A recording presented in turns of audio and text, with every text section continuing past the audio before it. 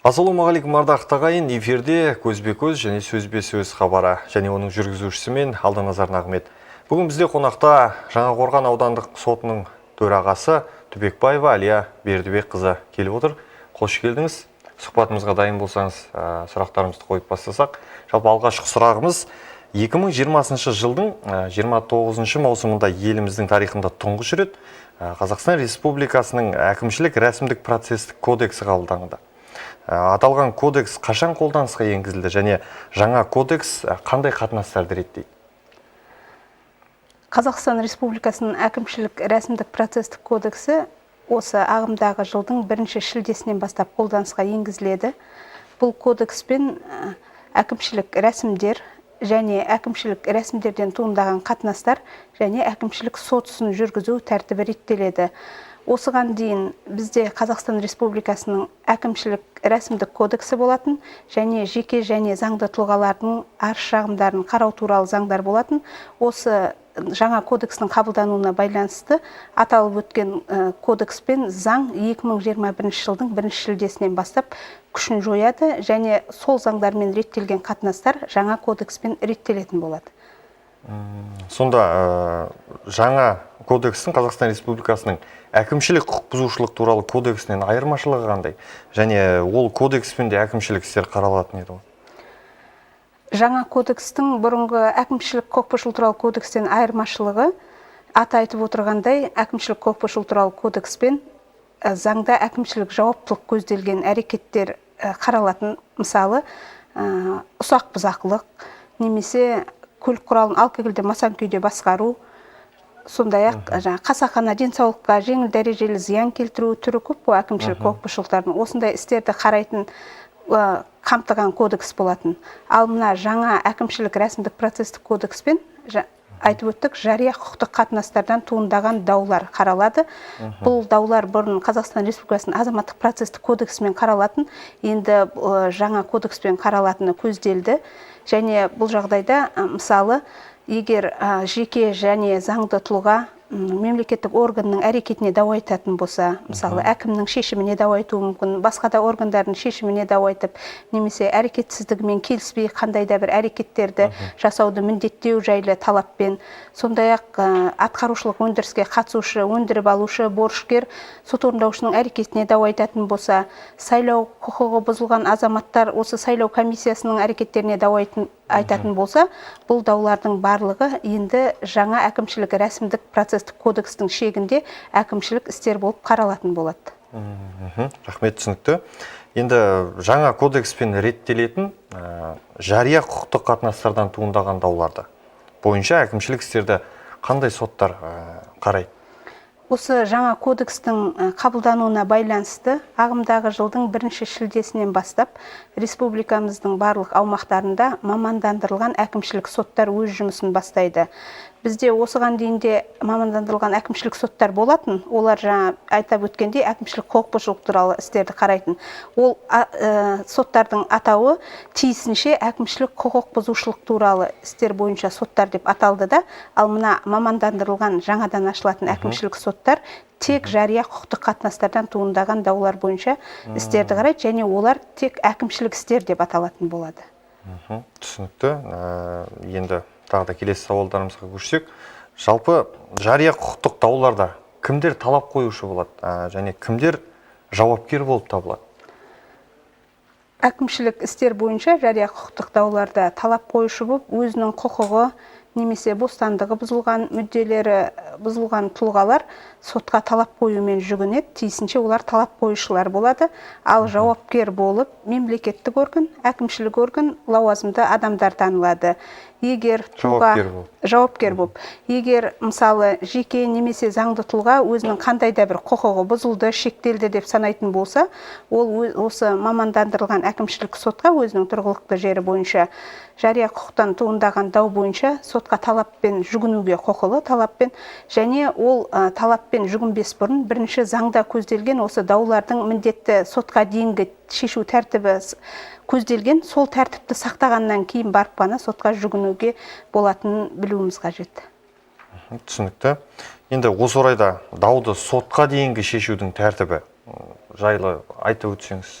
толыққанды? Заңда осы әкімшілік заңнамада, жаңа заңнамада дауды сотқа дейін шешудің тәртібі белгіленді. Ол дегеніміз, егер тұлға мемлекеттік органға, әкімшілік органға қандай да бір талаппен жүгініп, мысалы, жер алғысы кеп жүгінуі мүмкін, жер учаскесін, немесе тұрғын үйге кезекке тұру үшін жүгінуі мүмкін әкімшілік органға. Сол кезде осындай талаппен жүгінген жағдайда арызбен оның өтініші қанағаттандырылмаса, ол мысалы оның әрекетіне келіспесе, бұрын бірден тікелей сотқа жүгінетін еді ғой. Ал енді жаңа кодекске сәйкес ол бірінші сол өзіне талабын қанағаттандырмаған органның жоғарғы тұрған органына жүгінеді. Мысалы, қалалық деңгейдегі қандай да бір әкімшілік орган сіздің арызыңызды қанағаттандырмаса, сіз қалалық деңгейдегі органның әрекетіне бірінші облыстық деңгейдегі органға жүгінесіз. Бірақ ол органды сіз өзіңіз іздеп әуре сарсаңға салынбайсыз. Жаңа сізге қатысты шешім қабылдаған органның өзіне тікелей беруге құқығыңыз бар. Ол орган егер өзінің әрекетінің заңсыз екенін мойындап таныса, ол 3 күннің ішінде сол қайтадан сізге қатысты қолайлы, сіз үшін тиімді акт қабылдауына құқылы. Ал егер келіспесе, тиісінше жоғарғы тұрған органына жібереді. Жоғарғы тұрған орган өзі қарайды, жаңағы төменгі тұрған органның әрекетіне баға береді. Заңды қабылданды ма, шешім заңсыз ба? Егер заңды деп танитын болса, күшінде қалдырса, ол кезде сіз әрі қарай келіспесеңіз, сол кезде барып қана сотқа жүгіне аласыз. Демек, 3 күннің ішінде қарап шешім қабылдауы тиіс. Бұл өз кезегінде азаматтардың құқықтарының, бостандықтарын жылдам қалпына келтірілуіне ықпалын тигізеді деп ойлаймыз. Рахмет, түсінікті. Енді жаңа айтып жатсыз ғой, енді осы жаңа кодекстің жалпы қандай жаңашылдықтар бар? Толығырақ айтып өтсеңіз. Жаңашылдықтарға жатқызуға болады. Ол органға, мемлекеттік органға, әкімшілік органға жүгінген тұлға өзіне қатысты шешім қабылданғанға дейін тыңдалу құқығы бар. Бұл бұрын соңды басқа кодекстерде болмаған. Яғни, егер сіз органға жүгінгеннен кейін, сіз өзіңіздің ұстанымыңызды білдіргіңіз келсе, орган сізді тыңдауға міндетті. Себебі, сіз қандай акт қабылданып жатқанын білуіңіз керек. Өзіңіздің соған қатысты өзіңіздің ұстанымыңызды білдіруге құқылысыз, ал орган сізді тыңдауға міндетті. Сонымен қатар сіз осы сізге қатысты акт қабылданғанға дейін өзіңіздің қосымша құжаттарыңыз болса ұсына аласыз. Осы жаңашылдықтардың бірі. Рахмет, түсінікті. Енді жаңа өзіңіздің сөзіңізде айтып жатсыз, әкімшілік акт деп айтып қалып жатсыз. Енді осы әкімшілік акт дегеніміз не? Оның қандай түрлері бар? Көрермендерімізге түсінікті болу үшін айтып өтсеңіз. Жаңа атап өттім, жеке және заңды тұлғалардың арыз-шағымдарын қарау туралы заң бойынша, егер сіз органға жүгінсеңіз, ол 15 күннің ішінде сізге жауап беру тиіс болатын. Ол мысалы хат түрінде болуы мүмкін сіздің арызыңызға жауап. Ал қазіргі жаңа әкімшілік рәсімдік процестік кодексінің талабына сәйкес тұлға мемлекеттік органға, әкімшілік органға жүгінгеннен кейін сіздің мәселеңіз бойынша орган міндетті түрде әкімшілік іс қозғайды, әкімшілік рәсім жүргізеді және тиісінше сол рәсімнің нәтижесі бойынша әкімшілік акт қабылдайды. Ол әкімшілік актының 2 түрі бар. Біріншісі қолайлы акт және екіншісі ауыртпалық түсіретін акт деп аталады. Қолайлы деген аты айтып тұрғандай, ол тұлғаға қандай да бір жаңадан құқықтар беретін, оның бұрынғы міндеттемелерін тоқтататын, яғни ол үшін қолайлы жағдайын жақсартатын акт. Ал ауыртпалық түсіретін акт дегеніміз тұлғаның құқықтарынан айыратын, немесе құқықтарын оған қосымша міндеттемелер жүктейтін, оның жағдайын нашарлататын акт болып табылады. Мысалы, сіз органға жүгінгенде сіздің талабыңыз қанағаттандырып, сіздің пайдаңызға шешілсе, ол қолайлы акт сіз үшін. Ал яғни сіздің екінші басқа, немесе сізге сол жер сұрап талаппен жүгінсеңіз, жерді беруге сізге қандай да бір қарсылық танытып бас тартылса, ол сіз үшін қолайлы акт болуы мүмкін. Қолайсыз, ауыртпалық түсіретін акт болуы мүмкін. Рахмет, түсінікті. Енді жаңа кодекс жалпы азаматтардың құқығын қорғаумен қатар жеке және заңды тұлғалар мен мемлекеттік органдардың арасындағы туындаған дауларды теңсіздікті жоюға бағытталғаны белгілі. Енді осы орайда кодексте тағы қандай талаптар белгіленген? өзіңіз де атап отырсыз ғой, теңсіздіктерді жоюға бағытталғаны бұл кодекстің принциптерінен, яғни қағидаттарынан білуге болады. Кодекс ең бірінші заңдылық қағидатына негізделген.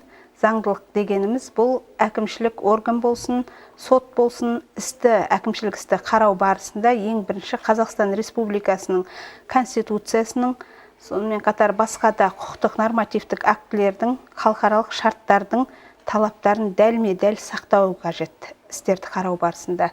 Ал әділдік қағидаты дегеніміз әкімшілік орган немесе сот істі қарау барысында тараптардың құқықтарын тең сақтап, оларға бейтарап, объективті түрде істі қарап, әділ шешім шығаруын білдіреді. Сонымен қатар тағы да бір қағидат бұл құқықтарды, бостандықты қорғау қағидаттары, яғни кез келген айттық қой, тұлға өзінің құқығы бұзылған, бостандықтар бұзылған деп санайтын болса, әкімшілік органға, сотқа жүгінуге құқылы, ал оған ешқандай да тыйым салынбайды, яғни орган болсын, сот болсын, жоқ сіздің арызыңыз қаралуға жатпайды деп бас тартуға болмайды. Өзі құқығын қорғау үшін жүгіне алады толық. Рахмет. Түсінікті. Енді жалпы соттың белсенді рөлі, сот актілерінің міндеттілігінің қағидаттары жайлы не айтасыз? Соттың белсенді рөлі бұл бұрынғы азаматтық процестік кодексте Қазақстан Республикасының тараптар істерді қарау барысында тең құқылы, жарыспалы болатын. Ал енді мына әкімшілік рәсімдік процестік кодексте соттың белсенді рөлі деген қағидат енгізілді. Бұл дегеніміз сот мына әкімшілік істі қарау барысында тек тараптар ұсынылған дәлелдемелермен, олардың түсініктемелерімен шектеліп қоймайды. Сот өз бастамасымен немесе тараптардың уәжді өтініш хаттары негізінде дәлелдемелерді сұратып, істі жан-жақты шешу үшін, объективті шешу үшін барынша жағдай жасап, сот белсенділік таныту керек. Сот тарапынан белсенділік таныту керек. Ал енді сот актілерінің міндеттілігі бұл соттың істі қарау барысында органдарға, азаматтарға тапсырма береді ғой. Мысалы, бір құжатты ұсыныңыз, дәлелдемені мынандай белгіленген мерзімде ұсыныңыз дейді, немесе сұрау салады, мынандай құжаттар сіздерде бар ма деген сияқты. Осы құжаттарды, дәлелдемелерді және соттың заңды күшіне енген шешімдері бұл органдар үшін, азаматтар үшін заңды тұлғалар барлық Қазақстан Республикасының аумағында міндетті түрде орындалуы тиіс. Егер мысалы, соттың тапсырған уақытында дәлелдемелер тарап ұсынбаса, ол сот белгілейді. Мысалы, 10 күннің ішінде бізге мынандай дәлелдемені ұсыныңыз деп. Сол кезде ұсынбаған жағдайда, егер ол істің қаралуын созбалаңға салған жағдайда, сот аталған тұлғаға қатысты 10 айлық есептік көрсеткіш мөлшерінде ақшалай өндіріп алуды қолдануы мүмкін. Және егер соттың заңды күшіне енген шешімін мемлекеттік орган, әкімшілік орган заңда көзделген мерзімде орындамаған жағдайда да сот аталған жауапкер органға қатысты 50 айлық есептік көрсеткіш мөлшерінде ақшалай өндіріп алуды қолдануы мүмкіндігі қарастырылды. Бұл бұрын соңды басқа кодекстерде көзделмеген. Өз кезегінде азаматтарды, мемлекеттік органдарды осы соттың шешімін уақытылы орындау, олардың құқықтарының уақытылы қалпына келтірілуіне ықпалын тигізеді деп санаймыз. Енді осы орайда бір тағы сұрақ туындап отыр. Жалпы жаңа өзіңіз айттыңыз ғой, соттың шешімі, қорытындысы деп, егер жеке жүгініп тұрған өзінің құқығына жаңағыдай тапталған, өзінің жүгінеді ғой енді сотта, нұқсан келтірген жағдай жүгініп, бірақ оның пайдасына емес, өзгерген пайдасына шешіліп кетсе, апелляциялық деген сияқты қайтадан беруге. Бар, әрине, апелляциялық тәртіппен қарастырылған бұрынғы кодекстерде, мысалы, азаматтық процестік кодекс бойынша шешім түпкілікті жарияланған күннен бастап 1 айдың ішінде тұлға апелляциялық шағым келтіруіне болатын еді, ал мына жаңа кодекске сәйкес 2 ай мерзім. Яғни барынша қолайлы жағдай жасап жатыр да, халық болсын, заңды тұлға, жеке тұлға болсын, шешімді шағымдану үшін мерзімі де ұзартылды тиісінше. Рахмет, түсінікті. Енді осы арада сот актілігінің міндеттілігі нені білдіреді? Сот актілерін орындамаған үшін қандай да бір жауаптылық көзделген бе?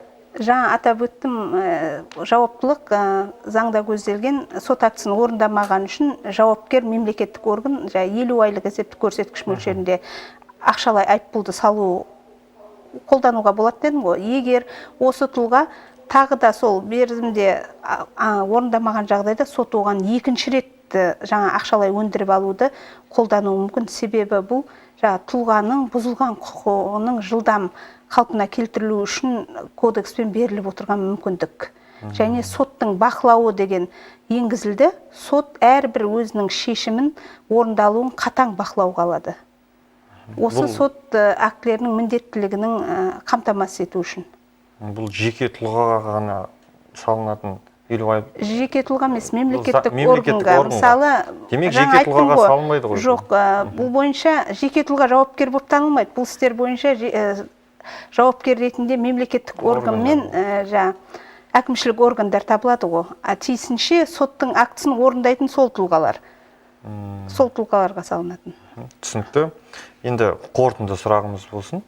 Жалпы елімізде алғаш қабылданып отырған заң ғой. Енді бұл осы заңнамадан болашақта не күтесіздер? Жаңа өз сөзімде айттым, басқа да дамыған шетел мемлекеттерінде бұл заң бұрыннан қолданыста. Біз қазіргі күні осы барлық елдердің тиімді тәжірибесін, тиімді тұстарын алып, осы әкімшілік рәсімдік процестік кодексті қабылдадық. Оның ең бірінші міндеттерінің бірі де осы жария құқықтық қатынастарда жеке заңды тұлғалардың, мемлекеттік органдардың теңдігін қамтамасыз ету. Президент Тоқаев 2019 жылғы өзінің Қазақстан халқына жолдауында атап өткен болатын.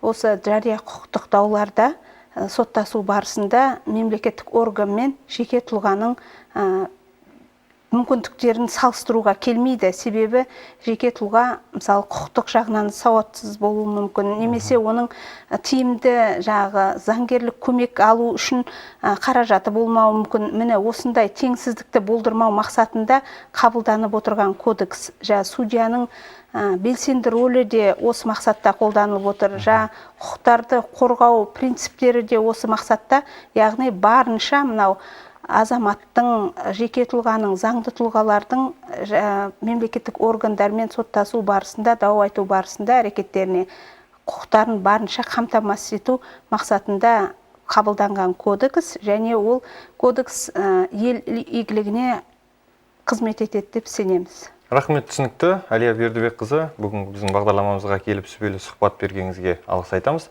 Енді жаңа заң аясында жұмыстарыңызға сәттілік тілейміз. Бүгін бізде қонақта болған Жаңақорған аудандық сотының төрағасы Түбекбаева Әлия Бердібекқызы. Осымен көзбе-көз, сөзбе-сөз хабары тәмам. Келесі жүздескенше аман сау болыңыздар.